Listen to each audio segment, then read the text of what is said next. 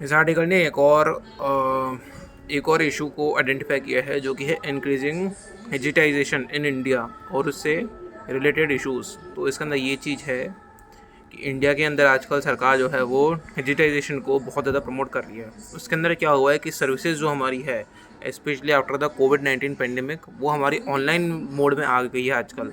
आजकल हम digital world में कुछ ज़्यादा ही मूव कर रहे हैं। हम आजकल डिजिटल ट्रांजेक्शन कर रहे हैं। आजकल कोविड की जो सर्विसेज है, सरकारी सर्विसेज है, उसके अंदर हमारे जो डिजिटल ट्रांजैक्शन होते हैं वो होते हैं। उसके लिए हमारा पर्सनल डेटा भी जाता है कंपनीज़ के पास में। बिकॉज जब भी हम गूगल अकाउंट क्रिएट करते हैं तो उसके अंदर हमारा पर्सनल डेटा जाता है। मोर ओवर आधार कार्ड भी हमारा आधार कार्ड की भी इंफॉर्मेशन जो है हमारी वो जाती है जब भी हम सरकारी स्कीम्स के तहत हम बेनिफिट्स उठाते हैं। तो उसके अंदर क्या होता है, सरकार के खिलाफ़ तो हम फिर भी कोर्ट के अंदर जा सकते हैं हमारे अगर फंडामेंटल राइट अफेक्ट हुए। लेकिन आर्टिकल 32 और 226 ऑफ द इंडियन कॉन्स्टिट्यूशन जो अपने को पावर देता है कि सुप्रीम कोर्ट और हाई कोर्ट में जाने की, अगर हमारे फंडामेंटल राइट अफेक्ट हुए तो वो हमें पावर देता है स्टेट के खिलाफ एक्शंस लेने की, लेकिन कॉर्पोरेट सेक्टर के खिलाफ नहीं, क्योंकि दे आर पब्लिक नॉन, जो कि they are private non state entities. वो प्राइवेट भी है और वो नॉन स्टेट एंटिटीज़ भी है, तो उनके खिलाफ हम कोर्ट के अंदर हम फंडामेंटल राइट्स के वायलेशन के लिए नहीं जा सकते हैं। तो इस लाइन में तो इसके अंदर कुछ हमारे जो डेटा है वो इस आर्टिकल के अंदर आए हैं। इस आर्टिकल के अंदर ये है कि इंडिया के अंदर अभी इस वक्त currently more than 75 crore internet users है। और इंडिया के अंदर highest data breaches, India has among the highest data breaches in the world. India के अंदर बहुत ज़्यादा डेटा ब्रीच होते हैं पूरे विश्व में। इंडिया उन टॉप कंट्रीज़ के अंदर है। इसके अंदर हर 100 भारतीय के अंदर 18 भारतीयों का डेटा ब्रीच होता है किसी न किसी रूप में। और उसके अंदर क्रिटिकल पर्सनल इन्फॉर्मेशन जैसे हमारा नेम, हमारा फ़ोन नंबर, ये सब कुछ हमारा बाहर चला चला जाता है विदेश में, जो कि इसको यूज़ कर सकते हैं बाहर के लोग या हमारे विदेश के लोग इसको यूज़ कर सकते हैं काफ़ी आसानी से पब्लिक डिसऑर्डर फैलाने में। नेशनल सिक्योरिटी के लिए वो अच्छा नहीं हो सकता।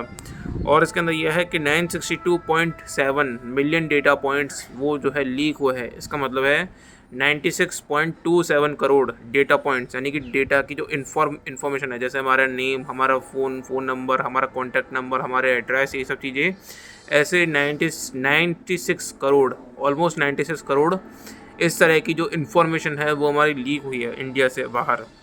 तो इसका तो इसको लेकर के अभी जो सीरियस कंसर्न्स है वो ये है कि ना ही तो हम उनके खिलाफ फंडामेंटल राइट्स के तहत हम कॉर्पोरेट एक्टर के खिलाफ हम एक्शन ले सकते हैं, ना ही तो हम नॉन स्टेट प्राइवेट एंटिटीज़ के खिलाफ कॉन्स्टिट्यूशनल राइट्स का वायलेशन, जो हमारे फंडामेंटल राइट्स हैं उनके वायलेशन के लिए हम कोर्ट के अंदर जा सकते हैं। दूसरी ओर अभी जो बिल वापस से ले लिया सरकार ने, उसके बाद में हमारे पास में फिर से कोई लॉ नहीं है। ना ही हम कॉन्स्टिट्यूशन के तहत जा सकते हैं, ना ही हमारे पास में कोई लॉ है जो हमें प्रोटेक्ट करे। तो इससे क्या होगा, हम जो इनएडिक्वेट अभी इंफॉर्मेशन टेक्नोलॉजी एक्ट है उसके अंदर भी कोई ऐसे अमेंडमेंट नहीं हुआ है करंट इश्यूज़ को देखते हुए जो हमारे प्राइवेसी कंसर्न्स को एड्रेस करे। तो हमें क्या हमारे पास में रेमेडी रहेगी, हमारे पास में यही रहेगी रेमेडी कि हम इंफॉर्मेशन टेक्नोलॉजी एक्ट के तहत ही जाए, या हम सिविल या फिर क्रिमिनल रेमेडीज़ को तलाश करें कोर्ट के पास जाने के बाद, जो कि एक टाइम कंज्यूमिंग और एक्सपेंसिव प्रोसेस माना जाता है इंडिया के अंदर। तो इसीलिए ये बहुत ही तो इसलिए ये अच्छा मूव नहीं हुआ कि सरकार ने बिल को वापस से ले लिया बिना ये बताया कि वापस से नया बिल कब आएगा, बिना ये बताया कि वो एक्ट कब तक बन सकता है। एक्ट की टाइमलाइन भी नहीं दी, कुछ नहीं दिया सरकार ने। तो ये एक सीरियस इशू है। तो इसका जो सॉल्यूशन है वो ये होना चाहिए कि सरकार एक तो पहले इंफॉर्मेशन टेक्नोलॉजी एक्ट के अंदर भी कुछ ऐसे अमेंडमेंट लाए जो कि हमारे प्राइवेसी को एड्रेस करे। दूसरा, सरकार यूरोपियन यूनियन का जो डिजिटल सर्विसेज एक्ट है, जो कि उनके उस प्राइवेसी कंसर्न्स को प्राइवेसी के जो कंसर्न्स है उसको देखता है, वैसे ही हमारे इंडिया में भी हो है। जब तक पर्सनल डेटा प्रोटेक्शन बिल वापस से पार्लियामेंट में नहीं आ सकता तब तक ये रेमेडी सरकार दे।